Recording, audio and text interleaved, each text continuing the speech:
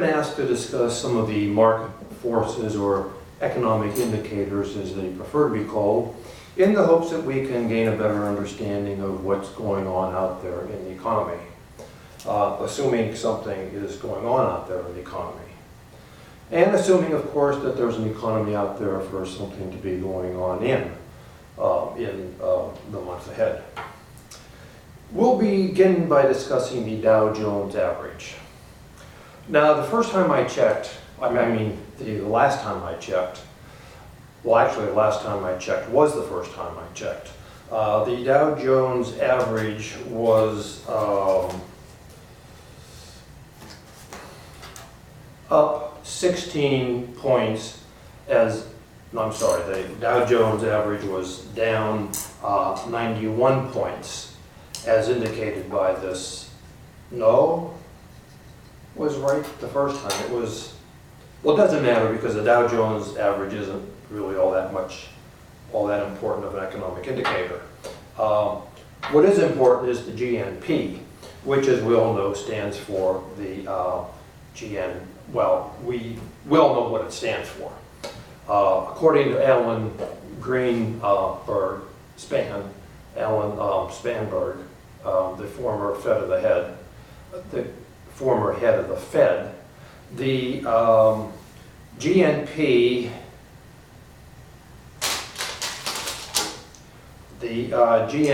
or actually perhaps it's the GDP, or maybe it's the GOP.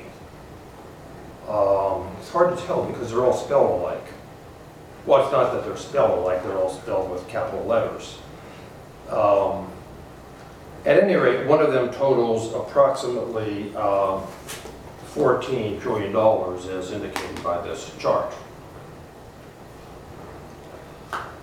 And I realize that may not seem like a great sum of money to you, but when you figure of the 300 and some odd million people in this country, and you divide that among each of them, that comes to a rather large sum of money. Now, the fourth economic indicator we're going to discuss is the CPI. Actually, if I were to go into much detail about the CPI, it might be necessary for me to give you CPR. Suffice to say, there is room for improvement. Now, the last economic indicator that I want to discuss is the barometric pressure, which currently stands at 16 points, 16 inches and rising. Now, there's been a lot of talk recently about the national debt, which, as we speak,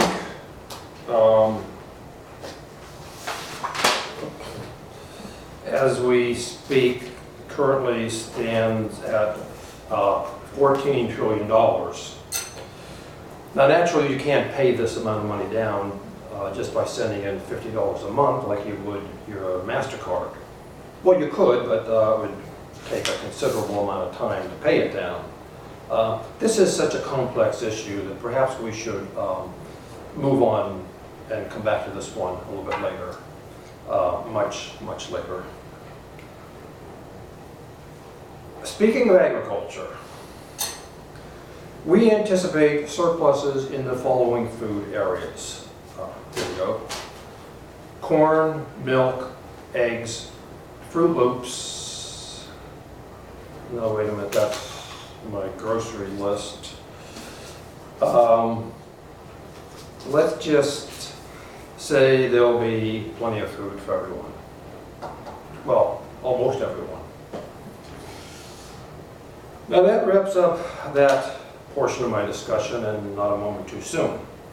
Now I would like to say a few words about soybean futures. Now, realistically speaking, what kind of a future could a soybean possibly have? Perhaps if it studied hard and did its homework, it might one day become a lima bean, but I'm sure you'll agree that's not really much of an improvement. Now, one area of the economy that is great cause for concern is healthcare. The solution to that problem is really quite simple. We forego the traditional healthcare network of doctors and hospitals and other service providers and insurance, and simply, as a community, treat each other.